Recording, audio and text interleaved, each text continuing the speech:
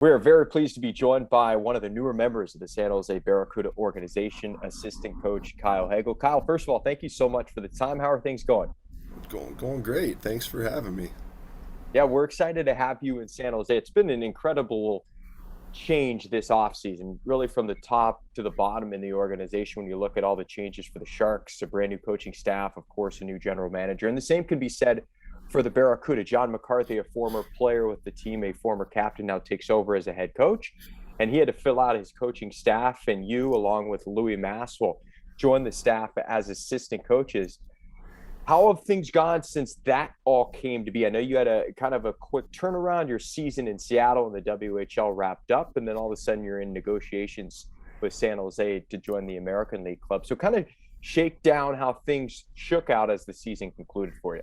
Yeah, no, things did happen quickly, like you said. We were in the finals, the WHL finals, all the way to Game 6 against Edmonton. They eventually beat us, and and in the back of my mind, I had thoughts about moving up, but when we were in the playoffs, I just focusing all my attention on trying to help the team win, and heartbreaking to lose in the end, but really proud of our team, how hard they competed. And then just kind of in the aftermath of that, while your brain is still like kind of recovering, like decompressing from like just the roller coaster ride of a playoff run. I think it was like either the next morning, or I think it was 2 mornings after we got knocked out. I got a call from Johnny, kind of out of the blue, and just asked if I would be interested, and I said, yeah, definitely, 100%. And I didn't really know him personally, but we played against each other, several years ago, and also had several like former teammates in common. Like my roommate from university played with him and was there for several years. A couple other guys, and everybody who just describes him as a first class teammate. Like, this guy's just awesome. And we had some familiarity with each other, being that we were on like a coaches group Zoom conference during COVID. It was called the Coaches Campfire, that ran like every week. It was like a 2 or 3 hour Zoom clinic once a week for several weeks, 12, 15 weeks maybe during COVID. And we were on a lot of those calls together, so had a little bit of a feel for who each other were as coaches. And didn't really keep in touch after that, but like our team had some success this year, and was fortunate enough to get that call with an opportunity, and did a couple like Zoom calls, presentations with Johnny, with Joe Will, and Charlie Townsend also, and things were kind of progressed along, and then we were able to shake hands at the draft in Montreal, which was awesome. Spent a little bit of time together at the coaches conference there, and watched like part of the first round together, and then basically I had one last call, kind of sign the contract at like 8 p.m. on a Tuesday night, and then I was in the rink in San Jose at like 7:30 the next morning. I caught like a 5 o'clock flight out of Seattle the next morning to get down for the last couple of days of development camp, and which was great to get to meet a bunch of the players and the rest of the staff. Mike Greer, get to shake Joe Will's hand in person. It was a whirlwind, but super excited to be joining the team. I'm sure you realized there was incredible interest on their side, given the fact that they reached out basically out of the blue, as you noted. But when did you kind of get the inkling that once the process began to move forward, that you really had a chance to maybe join the staff, and those relationships and conversations had gone pretty well? Yeah, I could just kind of, just knowing what I knew about Johnny. I kind of instantly thought like this is a guy who I would want to work with. Like, he just would see the game in a similar vein, in terms of like the what you value as coaches, in terms of like character, work ethic, etc. Yet can also complement each other in terms of what we bring to the table. And I was just excited about it right away. And then going through a couple of those Zoom calls together, I don't know, you can just kind of feel when you're like hitting on a subject, or kind of hitting on a certain like theme or a train of thought, and you can just kind of I don't know, kind of just to tell that it's a good fit. So no, it felt good right away. And also just excited to join an organization that's kind of like resetting with tons of awesome prospects, and also easy sell to my wife and kids. More sunshine, let's get to stay on the West Coast, and just made sense for the family. Incredible opportunity.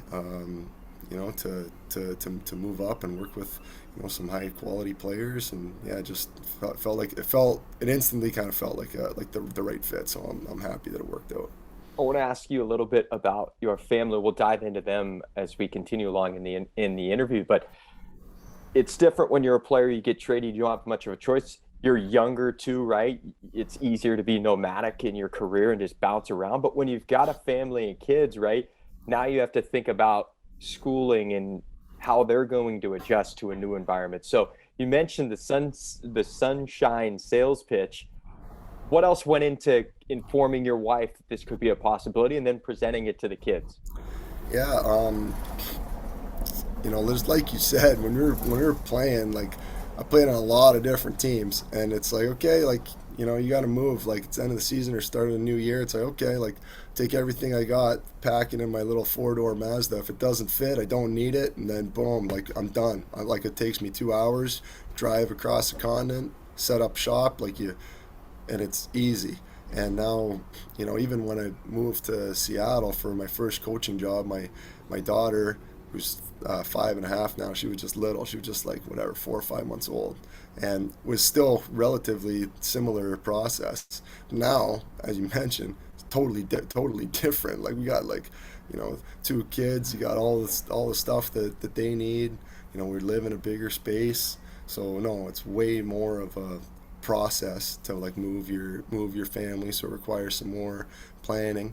But in terms of like you said, given the thought for whether like will it be a good fit for the kids, yeah, no, like it's the first time where I've ever had to look for a place and consider like, oh, what school are they going to go to, like how would this work for them kind of as a spot to grow up, and kind of the research that we did and looking for a place to live, kind of confirm that this would be a great spot for them to spend some key kind of developing years of their life with some good schools, and also like opportunities for different activities. I know that there's good, like there looks like there's great minor hockey in San Jose, and then other sports or activities that they'd be interested in. I think that they'd have access to doing all those things.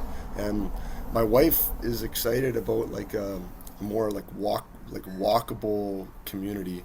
We love where we are in Seattle. One downside of the spot that we live, we love it. We're kind of back right onto a wetland, which is beautiful because we feel close to nature, but you kind of have to drive for just about everything.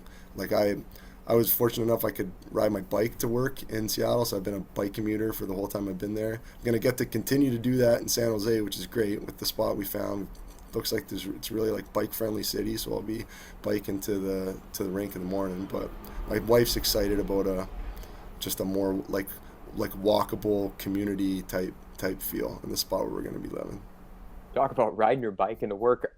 Since your post-playing career, has fitness still been something that's really important to you? Try to still stay in shape, maybe not to the degree you did as a player, but is that something that still is involved in your life? Yeah, for sure. Not quite the meathead that I used to be, but no, certainly take pride in having an active lifestyle. My wife too, like she's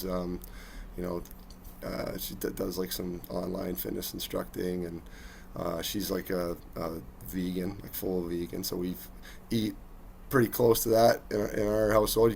I can't be perfect. I mean, I think you'd starve to death in junior hockey as a coach if you were like tried to adhere to that 100%. Sometimes you just gotta bend the rules a little bit. But no, pretty like clean, active lifestyles. Yeah, ride my bike to and from the rink every day, and even on even on a day that gets really, really hectic where you don't have time to squeeze in a workout, like, I'm like, well, at least I had 40 minutes on my bike today, 20 in and 20 back, which can also be good for my mental health too. Like, sets up your day, get to break that sweat and decompress at the end of the day. It can help you kind of think if there's problems that you're trying to solve over the course of the day. Sometimes that bike ride can help you, see a little more clearly.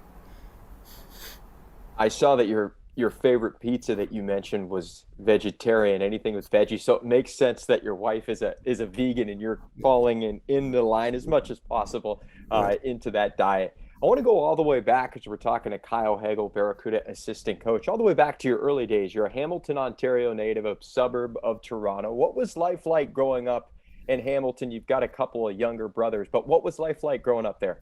Yeah, I would not tell anyone from Hamilton that it's a suburb of Toronto. They would take that very personally. But no, like about an hour from Toronto, um, gritty city. My dad's a unionized steel worker. He was for 32 years.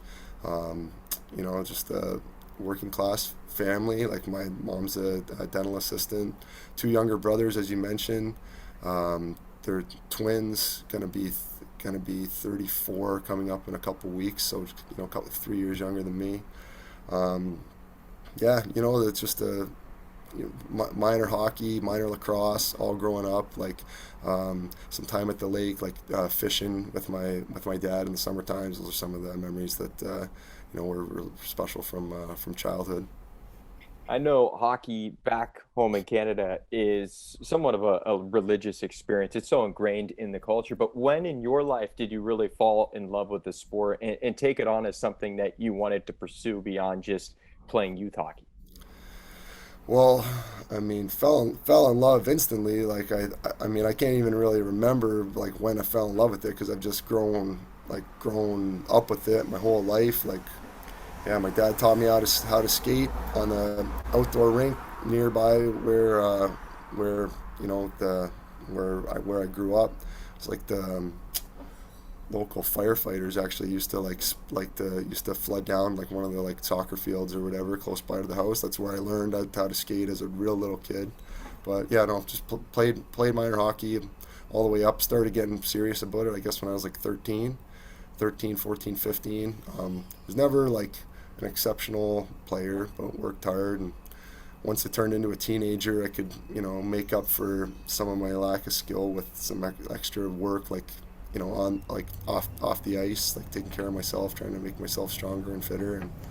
And yeah, I was fortunate enough to play college hockey at Princeton University. Absolutely, loved it there. Some of my best friends were there. You know, my brother, we never played together at Princeton, but he came in right after I left. So I was class of 2008. He was class of 2012. So we share a lot of the same, teammates and friends. Um, yeah, Guy Godowski coached me there at Princeton. He's certainly like a mentor of mine in my life, and probably one of the reasons why I wanted to get into coaching after I was done playing. I want to get into your time at Princeton, but going quickly back to your twin brothers, Jonathan and Mark, was it a competitive household? You being Oh yeah. about 4 years older, were you picking on the younger twins? How did that all shake out? Oh, I mean, yeah, competitive with everything, of course. When I don't know if I picked on them, they might say that I did, but no, really competitive, like with each other, but just I think that's a trait that all three of us shared. Like, Mark he had a great hockey career too. Played college, played pro for several years. Johnny was a better lacrosse player. Johnny played a higher level of lacrosse than Mark or I ever did. He played junior A lacrosse for 3 or 4 years, like indoor box lacrosse. Um, Ferocious competitor himself. Yeah, no, like, to just no, certainly growing up with those two guys helped kind of mold the competitive edge that all three of us kind of have. So you stuck at home in Hamilton, played for the Hamilton Red Wings in the Yeah. OPJAHL. So you stay home, you end up getting a scholarship and go on to Princeton in the United States, which is something you hadn't done at that point. But when did that offer come to be? What was the recruiting process like? And were there any other additional schools kind of in the mix, or was it Princeton all the way? Yeah, there were a couple other schools. Like as soon as Princeton came on board, I was like instantly sold. I loved it. Like went down on a visit and could see myself living there and studying there, and I just thought it was an awesome environment for hockey and for academics. There were a couple other schools. I went on a visit to Cornell, visit to Holy Cross, UMass, Amherst. Yeah, but as soon as I the opportunity to maybe go to Princeton presented itself, I was all in on Princeton. Ivy League school, you were a valedictorian in high school. You were on the honor roll, so a really good student. And just to play Ivy League hockey, you've got to be a great student. What about academics were important to you? And being a student, being an excellent student, was that an important thing for you as well? Yeah, no, for sure. Like that comes from my parents. Um, they were like they were on us. They were on us like right from a young age. Just demanded excellent grades, and demand and like couldn't get away with not doing a good job on a project or homework or whatever. And looking back on it now, like as I'm raising my own kids, I realize like how important that was, that they just kind of knew what was coming up, like when you have a test, when you have an exam, when you had something due, and they just like had their ear really close to what we needed, like what was coming up for us, to make sure that we didn't slack.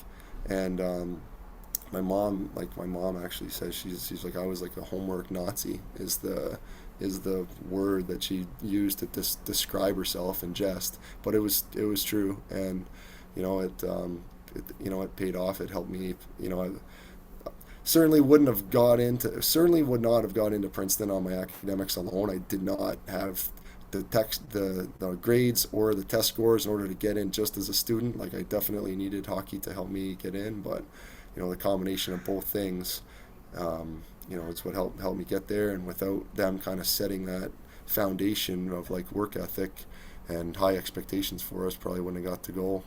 And myself and my brother Mark were both able to go, and then and Johnny, the other brother, he's a medical doctor. Like he's actually recently just finally finished his training. He's 34 years old, but he's a pediatric cardiologist. He works at University of Michigan, and he's studied and he went to he's studied at University of Toronto, at Harvard Med School. Like he's really proud of him and how much that he's done in his life. But yeah, kind of that. And obviously his grades were the best out of the three of us by far. His test scores were better than ours by far.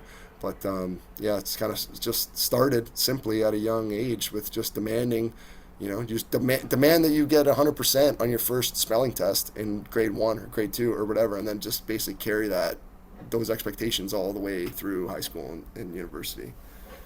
That's impressive. I mean, two brothers that went to Ivy League schools. Now you've got another brother who's a doctor as well. A family of high achievers. High school, you wrestled a little bit. How'd that translate to your hockey game? Yeah, it was a lot of fun. Like you know what, it's interesting that you bring that up. You've really done your research here. Jeez.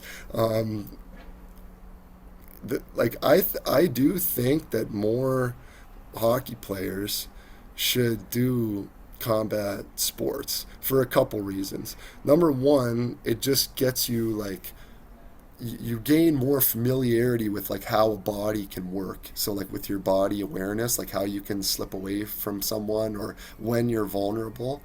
And also the thing, like mostly played team sports my whole life, hockey, lacrosse, played like, as a kid, baseball and soccer and all that, but mostly team sports. But when it comes to wrestling or combat sport, you're on your own. You're on your own. There's no one coming to help you. So you can't take any time off. If you take time off and try to like, there's no one to share the responsibility with. If you relax, it's over. You're done. Like the guy's got you pinned or got you wrapped up, and No, it was good. I think that, I'm a big believer in kids playing multiple sports and not like specializing too early because, skills are transferable. Like even if you want to be a hockey player, there's a lot that you can learn from wrestling. Like I'm saying, like this escapability, the ability to like deceive, how you play cat and mouse to try and gain an advantage on your opponent or get yourself out of a vulnerable position. But the other sports too, like lacrosse, for instance, I thought helped me so much as a player because, it wasn't as a hockey player, I wasn't a great like puck handler, didn't have terrific skills, but playing lacrosse, like the ball is like a little bit more secure in your stick, right? Like it's not you're not quite at as much risk of like losing it to like an easy poke check. So you have a little bit more, bandwidth to make a play because you're not so stressed about losing that ball quite so easily as you would in hockey, which then allows you to, create, make a pass, like you can. And a lot of those plays are similar to hockey, right? Like a give and go play or, what have you. But no, I guess I'm just kind of, going off on a tangent here. But my point being that, yeah, like the wrestling experience across different sports, I think, can really help, a hockey player's development. I think that's a great point for young players that as much as people want to specialize in their sport, there's so much value to playing other sports. And 100%. if anything, it's just not getting burnt and still having a love for it. Absolutely. Like, and that's a huge part of it too. Like, you're playing hockey 12 months a year as like an 8-year-old kid, you might be tapped out. I've seen it. I've seen kids tap out when they're like 16, 17, like good players who don't want to do it anymore. And, like having that break to play something else in the summer can recharge you so that you come back more motivated when it is time to play hockey again. Like I remember like feeling like super excited come like August or September as a kid and being like, okay, yeah, it's hockey time again. Like I've just been playing lacrosse for the last several months. And that like enthusiasm, like that, they kind of the ability to like recharge can just, drive your kind of enthusiasm for the sport. Pivoting back to your college time to Princeton, you were a major in politics, if I'm not mistaken. Do you have any interest still in politics? You ever think about kind of following that route? Not as a career, no, not as a career, but like and at Princeton, like being a liberal arts university, like not exactly like an expert. I think that's only it's about 8 politics courses plus my senior thesis, and because they make you kind of take a wide array of classes, but super fascinating like courses that I got to take there that can still affect the lens in which you see the world. Like for example, like I wrote my senior thesis on U.S. and Russian missile defense systems, like post 9/11. So like how the threat had conceivably changed after 9/11, like, and especially like after after like the collapse of kind of the Soviet Union, where these missile defense silos in the 60s and 70s and were kind of built to for one superpower to kind of flex its muscles against the other and protect itself against that type of conflict. Then the threats seem to like change in the 90s or in the early 2000s to like rogue states or terrorist sleeper cells or whatever. But now, interesting enough, here we are in 2022, and now the theme is changing again, right? And you take a look at the Russian conflict in Ukraine now, it kind of gives me a lens in which to understand like the U.S. and Russian relations. So even though I wrote on a slightly pretty specific topic and it's a pretty specific moment in time, it allows me to kind of understand the ebbs and flows of the U.S. and Russian relationship over time. So no, I don't really think about it as like a career. I'm all in on hockey. I want to be a hockey coach forever, but it definitely like has affected the way that I see the world and continue to see the world. I don't want to try to draw a parallel between the Russian and American relationship over these decades. But from a hockey standpoint, as we draw it back to being a coach and just tactically adjusting to the game, evolving in different ways and ebbing and flowing, do you see any sort of connection just on what you learned through your political background, just in school and studying it, and just how hockey ebbs and flows too, to a degree, and how things change from year to year? 100%, like 100%. Tons of different lessons that they took out of that time studying, that that are comparable to coaching hockey and managing a hockey team. Like, for example, one thing that one of the courses I took at Princeton was like understanding like terrorism. It was like you know terrorism and intelligence reform post 9/11, and it talks about like the disconnect between foreign intelligence and domestic intelligence. Like, foreign intelligence was kind of conducted by the CIA. Domestic intelligence was conducted by the FBI, and they didn't do a good job of communicating with each other. And then when these terrorist threats start to pop up, they're not necessarily siloed as a foreign threat or a domestic threat. They can be both. And if you don't have good communication within both critical like intelligence agencies, then people aren't able to make the right decisions, right? So it kind of just reflects on how an organization needs to be run so that the people who are making the decisions can make the best possible decisions. And when you see things that are siloed like that, you understand like, hey, this doesn't make sense. Like, yes, you need to assign responsibilities, but at some point you need to connect. And also like what we learned about in the learning about intelligence reform.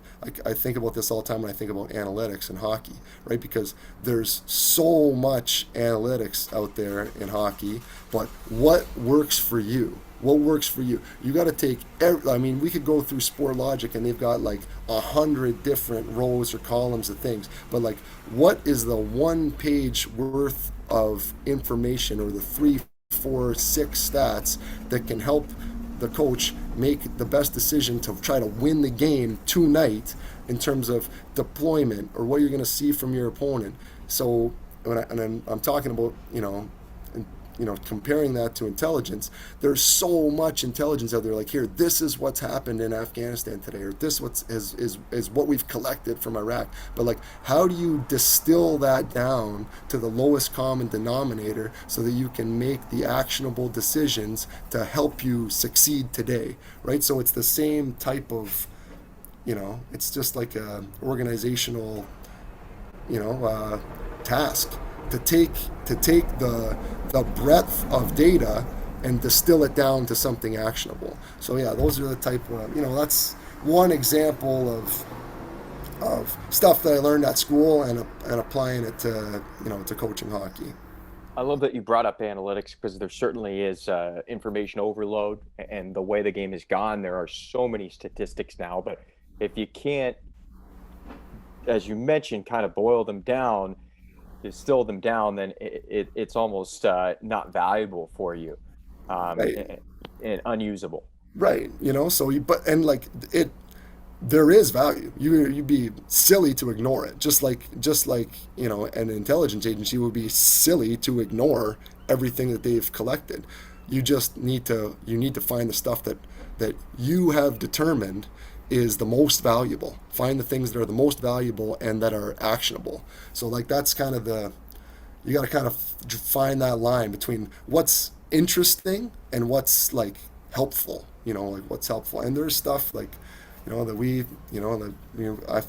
that it really helped, like this year in Seattle. Like, you take a look at your, we were fortunate. We had our assistant general manager, Jared Crooks, incredibly smart guy, math major, and he had a really good way of breaking down games, and brought it through us. And he had his own like model, which essentially spit out a number for each individual player's like impact in the game, and also the team's impact. And it can, sometimes after a game, the emotion of the game can have you not seeing it super clearly. One way or the other. You like think you were awesome that night, and then you kind of, you see like, oh, actually, like this team actually had like they had 4.2 expected goals. We were only like 2.9, and yet we won 4-1 for whatever reason, right? So that can be like, okay, like that's significant. Maybe we weren't quite as good as we thought we were. Why, right? Can we dig into that? Can we find like the relevant clips or message that we need to deliver to our players to help us win the next night? And the opposite, right? Like you could lose a game and be so angry that, man, like this is brutal. Like what was this guy doing? What happened? And then you take a look at the stats after and be like, actually, we controlled a lot of this game. Like most of the time, if we continue to play like that, we're gonna win the game, which can like build confidence, right? So sometimes like, and everyone always talks about like the process. Don't focus on the results, focus on the process. And then sometimes those analytics can back up the faith in the process, right? Whereas like if the underlying numbers suggest that you're strong, you know, you know, that's the best kind of long-term predictor of the success that you're going to have, even if you don't necessarily, even if the result that night doesn't necessarily indicate the result that you thought it did. If that makes sense. It does. And I want to dive into your playing career, but just jumping back onto the coaching side of things. When you talk about coaching, you can just tell that you ooze a passion for it. But when did that bug kind of come to be for you that maybe this is something I want to pursue after my playing career, a coaching career? Like I mentioned Guy Gadowski already at Princeton. Like he just had a tremendous effect on me, like as a player and as a person. You know, he was hard on me at times, not as hard as he was in some other guys, but like he was hard on me.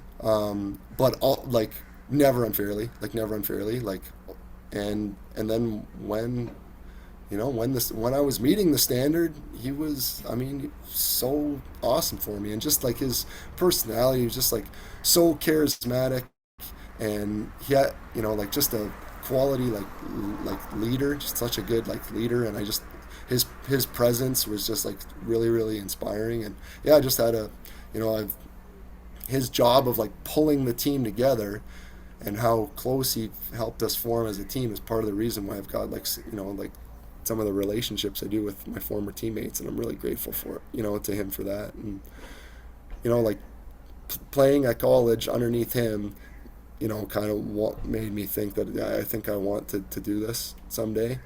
And during my playing career, like I was all in on playing, trying to make it as far as I possibly could, and then in the last couple years of my playing career, I started to think about transitioning to coaching. And at that time too, yeah, like also had a couple other mentors kind of guide me along. Jeff Daniels, Jordy Kinnear, spent time with me talking about what a coaching life would look like when you're done playing. And what both of those guys said is that it's the next best thing. It's the next best thing. It's like it's interesting that we talked to them at different times, but they said it and they still say it today. Like it's that you're just as close to the fire as you possibly can be without playing. But yeah, towards my last couple years of playing hockey in Charlotte. I was playing in Charlotte at the time. That's when I started thinking about making the transition to coaching for the next chapter. So you finish up your collegiate career, you break into the ECHL originally, and you're just trying to get your feet under you, I'm sure, to try to establish a professional career. You go on and play, I believe, 9 seasons of pro hockey, mostly spent in the American Hockey League. Once you got to that level, you stuck around. And you look at your career, hard-nosed, tough, willing to do, it seems like, whatever it takes to help the team win. Maybe you picked that up as a kid playing junior hockey, being from Ontario, being from a blue-collar city. But you go to college, it's a different game. You come now to the pro level, you reincorporate that into your game. When did you kind of realize, if I'm going to make it at the professional level, I've got to have this element to my game? Or is this something that you always had? I think it was definitely in there, but like you said, never had to do it before, and you want to know about like the moment where it was like you really have to do it. It was probably like first paycheck ECHL, or the moment where you kind of compute what that first paycheck is going to be, and it is not much. It's like if you want to keep playing hockey, you got to find a way to improve and work your way up the ladder. And you know, wasn't going to score 50 goals, so you got to find other things that you can do to contribute to the team winning. And you got to try to be as competitive as you possibly can to carve out a niche for yourself. Hopefully you're in the respect of the coach that you're playing for, or in the respect of your teammates, and do everything. Find ways to contribute. You got to find ways to contribute so that you can stake that spot in the lineup and slowly try to claw your way upwards. You see some of the most successful coaches at the NHL level who had somewhat of a similar background in terms of being somebody who would stand up for their teammates. I always look at Craig Berube, who's in St. Louis, as a guy who played that hard-nosed game. Even you can go back to Bob Bubner, who was here in San Jose. That was the style of play he had. Why do you think players who filled that role end up being great coaches? Good question.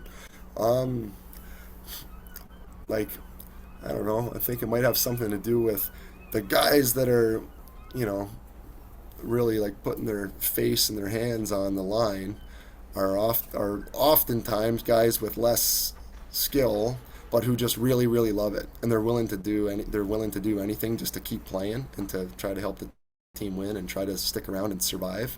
And then once their playing days are done, it's just they still need to get their hockey fix. They just love it. So they've also spent probably the majority of their career understanding that they need to be good teammates, and they need to be good for like the for the group, for congealing like the group. Like you need to kind of be a good glue guy. Like no one wants like a fourth line role player who doesn't score many goals, who's also not a good guy. You have to be a good guy. You have to you have to work extra hard. You have to put in time before and after practice in order to prove your worth. And then you just kind of some of those attributes just kind of like spill over into attributes that can help you be a successful coach. You spent the last 5 years in the WHL with Seattle. You didn't play in the WHL. You didn't have much of a connection, I guess, to the league in terms of your playing career. But how do you end up landing in Seattle, and lead us into how that came to be? That's your first coaching stop, and now you're coming to San Jose as your second spot. But how'd that all come to be? Well, I'm forever grateful to Matt Odette, the head coach in Seattle. We we played together briefly. Like it would have been my first year pro in Fresno, and one of his very last years as a player. He's 10 years older than me, so we're about 10 years apart, and connected as friends and teammates then back in the day, and kind of just kept in touch. And when my playing career was winding down, he kind of gave me a call and asked if I'd be willing to do it. And we were living in Vancouver at the time. Seattle seemed like a relatively feasible like move for my young family at the time. And Matt's just been so awesome. Like he started out as a friend, and he still is, but it's just like turned into like so much more than that. Like such like a mentor and teacher and partner. Like it was awesome. These last 5 years have just been awesome working with him and under him. That's how it happened. He just gave me a call, and I drove down, met Russ Farwell, and just seemed like something that I wanted to do. And as you mentioned, unfamiliar with junior hockey, but I've loved every second of it.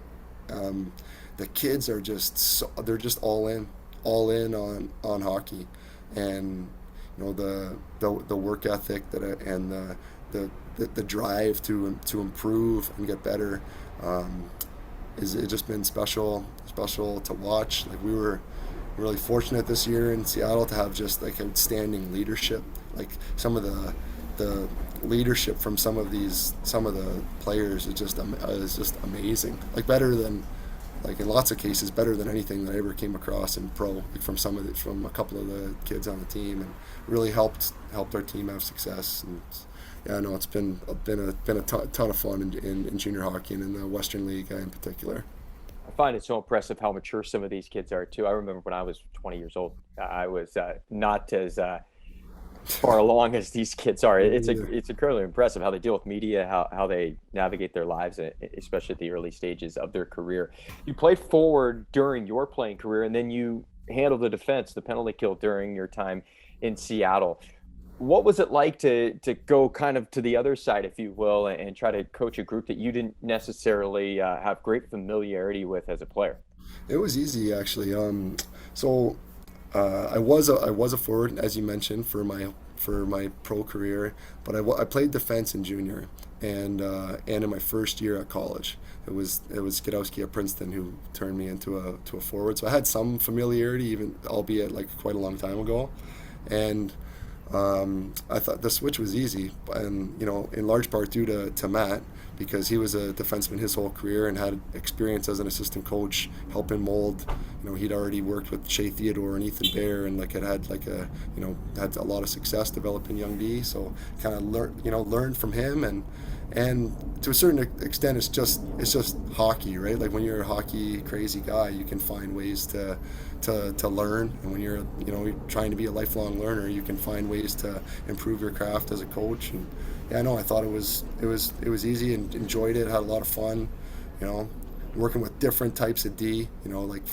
I had my pride and joy is Tyrell Bauer. Had him since he was 15 years old, and see him like get drafted, sign his contract, become the captain of our team, like become a tremendous leader.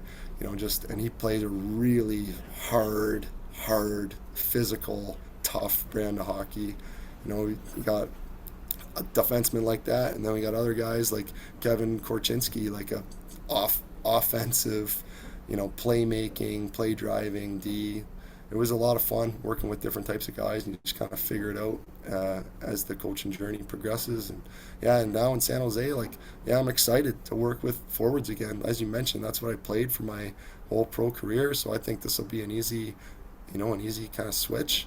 And spent the last 5 years breaking down other teams' power plays, finding the ones that what worked and what didn't work. Sometimes it's you find ones that were working really well and exploiting us at times, and then you try to harvest some of that learning and can hopefully apply that to the group that I'm going to be working with in San Jose, to try and give them some some tools and some advice and how to have success in that department. We're talking to Kyle Hagel, Barracuda assistant coach. Very gracious with his time. I told you 30 minutes. I think we're going to probably push more like an hour, but I've really enjoyed talking to you. That's okay. I listened to an interview the other day with an assistant coach for the 49ers. He had an offensive background. He coached the defense, though, for several years, then went back to offense. And it allowed him, as he described, to almost reverse engineer when challenging. You're going to deal with the power play. So almost reverse engineer what they are trying to do in terms of penalty killing you. Do you see that as something that will benefit you as you're able to break it down? 100%. Like that's an excellent term that you use, like reverse engineering. Like I guess that's exactly what I'm going to be doing. So no, that's a great comparison.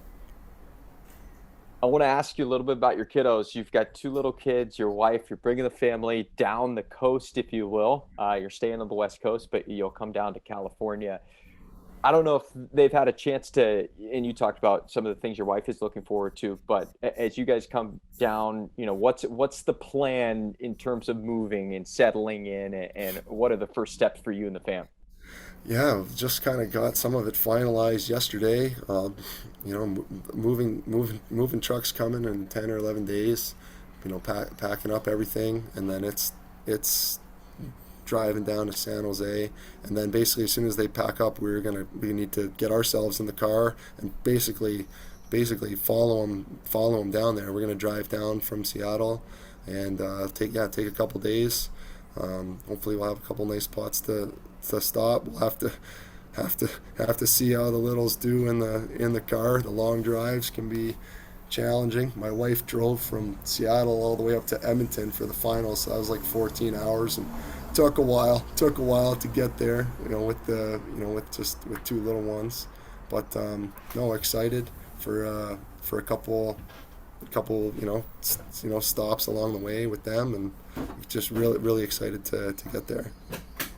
In San Jose, it's one of the most unique setups in the AHL. The proximity between the AHL club and the NHL club. The team's going to have a brand new arena. It's going to open up in the next couple of weeks. It looks incredible already. Was that kind of a intriguing thing and maybe a sales point for you, knowing that beyond just coaching the prospects, being involved from a development standpoint, that you're able to learn from some of the NHL guys as well? David Quinn, his staff, there's a great connection between him and John. Are you excited about that element to it as well? Super excited, and as you mentioned, that unique setup in San Jose is awesome, and tons of learning opportunities. Like, I think that we're really fortunate. Some other AHL centers, like, they're a ways away from their parent team, but yeah, to be able to work closely with these guys and be able to learn from them. Like, I'm so excited to meet David, and the rest of his staff. That's a huge selling point, as you mentioned. Well, again, you were kind enough to join us, spend some time with us. It was really fun kind of getting an idea of who you are and some of your philosophies. You're all the way up in Vancouver. You're working on fixing up a house right now. So nice enough to just join us on the fly while you're working. So thank you so much.